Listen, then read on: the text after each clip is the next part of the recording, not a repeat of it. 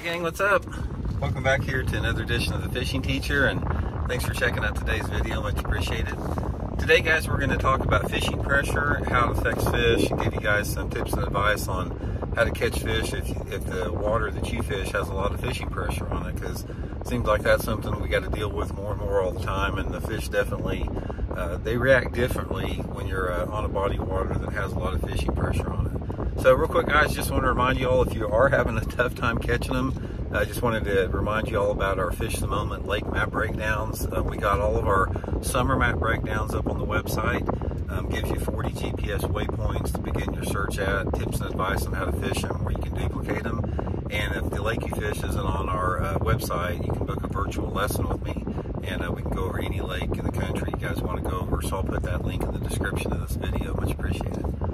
Okay guys, one of the things, if you guys have seen my other channel, Intuitive Angling, you know I talk a lot about how I don't like fishing pressure. I for whatever reason, my ideal day is to go fishing and not see anybody else. I love the serenity and peace of just being out there, not hearing anything. But you don't get those days very often. Most of the time we're dealing with fishing pressure. And especially if you fish a lake that's popular. If you guys fish one of the bigger lakes across the country, or a lake that is known to have some good fishing in it, you're going to have a lot of fishing pressure. So the first thing that you need to know about it is bass are masters of their environment, and they learn quick and they fail quick. They have to, or they couldn't survive. So what has happened is you got to sort of look at it from the bass's perspective. Ever since a bass has hatched out an egg, and when they're that long out there, they hear sounds of man. They hear outboard motor noise, they hear trolling motor noise, they hear electronic pings, they hear just clanging and banging around on the surface. And that's part of their world, and that's part of their environment. So they react to it the same way as if there was a bad cold front. So it's very common in fishing to know that, you know, after a cold front comes through, the bass sort of get dormant. And the same way with fishing pressure. If you go out like on a weekend, or if the lake that you go to has a lot of fishing pressure on it, that's normally more fishing pressure than normally is on the lake, the bass react the same way. They simply do not feed as much. They sort of become a little bit inactive, and they become a little bit more tougher to fish, or tougher to catch.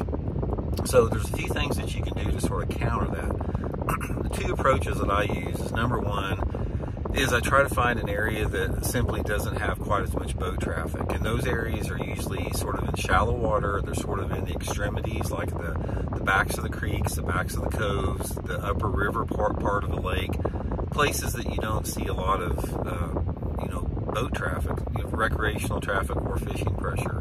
That's one area, that's one aspect. But that normally doesn't work a lot of times, because a lot of the times the fish aren't in those areas, so you have to fish where the fish are at. So when you're dealing with trying to catch fish that are heavily pressured, you have got to be very aware of everything else around you. Now, you've got a combination of the recreational traffic that is just noise, they're not fishing, and then you have the actual fishing pressure.